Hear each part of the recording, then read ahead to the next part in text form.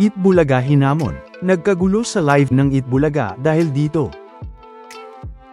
Eat Bulaga niyanig na naman ang noontime sa bansa. Ngayong Sabado nga March 21, 2026, ay muli ngang may napanood na isang eksena sa Lenten sa kwento naman ng Bahay Aruga.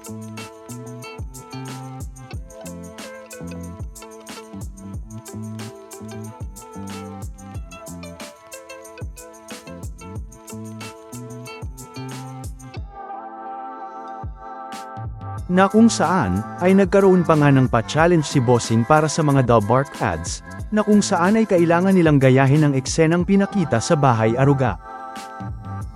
Dito nga ay si Ian Red ang naging pambato ng The CEO, na siya namang gumanap sa karakter ni Julia Clarete. Na kung saan ay ginalingan nga dito ni Ian Red, at umiyak din nga ito.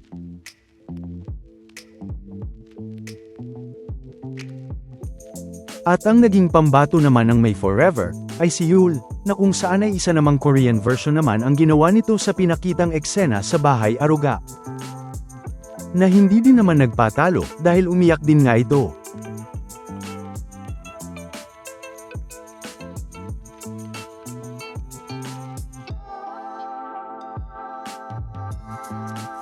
Samantala, isang paghamon nga ang pinag-usapan ng mga legit Dalbark ads, matapos nga ang ginawa ng isang netizen sa Eat Bulaga.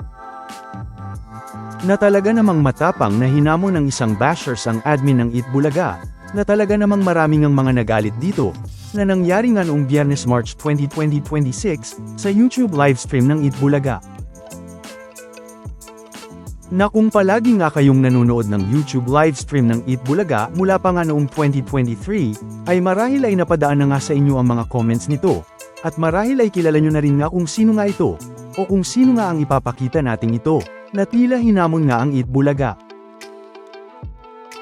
Na kung saan nga, ay kung titignan nga, ay mababasa nga dito na tila hinamon nga nito ang admin ng Eat Bulaga sa kanilang YouTube channel sa Eat Bulaga TVJ, na iban nga daw siya, kung matapang nga daw ang mga ito.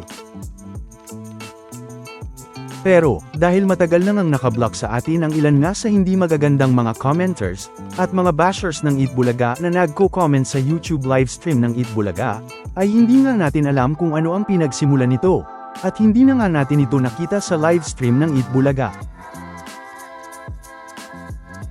Lalo na nga't isinend nga lang ito sa atin ng isa sa mga legit Dalbark ads at ka-highlights natin, na ni-request nga na pag-usapan natin ito, para nga ipaalam sa marami ang ginawa nga daw nitong paghamon sa Eat Bulaga, o sa admin ng Eat Bulaga. Na ayon nga sa nag-send sa atin, ay palagi nga daw itong nagko-comment ng mga hindi magandang comment sa Eat Bulaga, at wala nga daw ibang ginawa kundi pag-awayin ang mga Dalbark ads, dahil nga sa mga hindi magandang mga comments nito sa mga Dalbark ads na mga Eat Bulaga host, na tinawag nga nitong mga bastos na comment sa ating mga Dalbark ads. Na dahil nga private message ito sa ating Facebook page, ay gaya nga ng laging nating ginagawa ay minabuti na nga nating itago ang pagkakakilanlan nito, pero shoutout na rin sa'yo Dalbark ads at ka-highlights. Pero, kahit nga hindi naman natin ito personal na nakita sa YouTube livestream ng Eat Bulaga noong Biyernes March 20, ay may ilang mga comments naman nga tayong nakita, na kung saan ay mukhang may kinalaman nga sa comment na ito, o mga naging sagot ng ilang mga legit Dalbark ads netizens, sa ginawa nitong paghamon sa Eat Bulaga, dahil nga sa mga sinabi ng mga ito sa comment sa YouTube livestream ng Eat Bulaga. Na makikita ngang tila sagot nga ng mga ito sa ginawa ngang comment ng paghamon nito sa Eat Bulaga, kung matapang nga daw ito.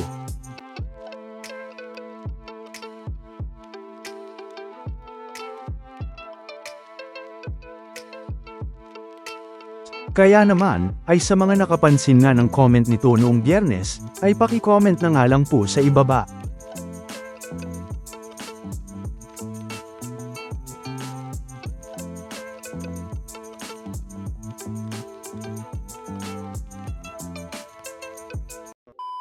Welcome back mga ka-highlights. Bago tayo magpatuloy ay maaaring mag-subscribe at i-click ang notification bell para updated kayo sa mga susunod pang videos, at paki-like na rin ang video, share at mag-comment na rin. Maraming salamat po. Samantala, isang linggo na namang muling naramdaman ang lakas ng Eat Bulaga, na sa katunayan nga, ay mula pa nga noong Lunes March 16, ay makikita ngang umabot ng mahigit 119K ang dami ng nanonood sa YouTube livestream ng Eat Bulaga. At sa kaparehong oras, ay makikitang umabot naman ng mahigit 57K, ang dami ng nanood sa YouTube livestream ng Showtime.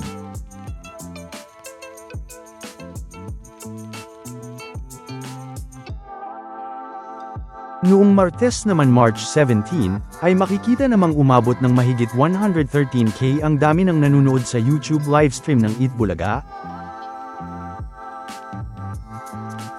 At sa kaparehong oras, ay makikitang umabot naman ng mahigit 64K ang dami ng nanood sa YouTube livestream ng Showtime.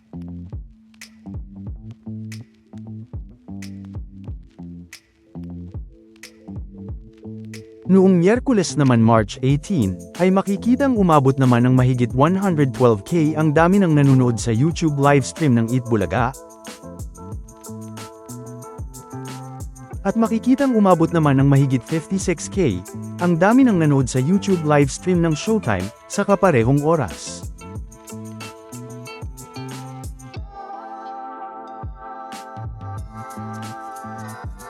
Noong Huwebes naman March 19, ay umabot naman ng mahigit 115K ang dami ng nanonood sa YouTube livestream ng Eat Bulaga. At makikita namang sa kaparehong oras, ay makikitang umabot naman ng mahigit 48K ang dami ng nanood sa YouTube livestream ng Showtime.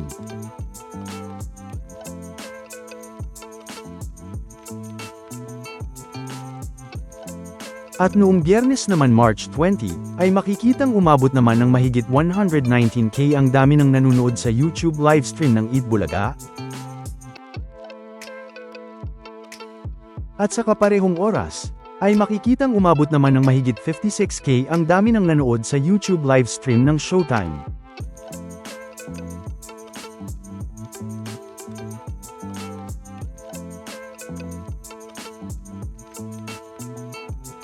Hindi nga lang yan, dahil ngayong Sabado naman March 21, ay hindi pa rin nakinaya ng kalaban ang lakas ng Eat Bulaga, dahil sa katunayan nga, ay umabot na ng mahigit 144K ang dami ng mga nanonood sa YouTube livestream ng Eat Bulaga. At sa kaparehong oras, ay makikitang may mahigit 59K naman ang dami ng nanood sa YouTube livestream ng Showtime.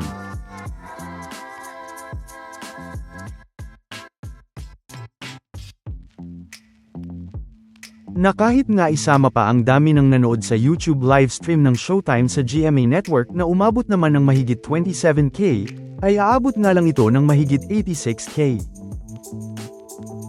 Na makikita ngang kahit dalawang YouTube livestream na nga ng Showtime ang pinagsama, ay hindi pa rin nga ito sapat para matapatan ang lakas ng Eat Bulaga. Dahil kung isasama naman ang dami ng nanood sa YouTube livestream ng Eat Bulaga sa TV5, na umabot naman ng mahigit 13K, ay aabot na nga ito ng mahigit 157K, na lalo nang ang tambak ang Showtime dito. Na kahit nga isama pa ang pangatlong YouTube livestream ng Showtime sa ABS-CBN Entertainment, na umabot naman ng mahigit 66K, ay aabot nga ito ng mahigit 152K, na kulang pa rin nga kung ikukumpara sa dalawa lang na YouTube livestream ng Eat Bulaga. Na makikita ngang kahit 3 laban sa 2 ang labanan, ay mas mataas at mas marami pa rin talaga ang nanonood sa YouTube livestream ng Eat Bulaga. Na talaga namang pinakita na naman ng Eat Bulaga at mga Dobark ads ang lakas nito.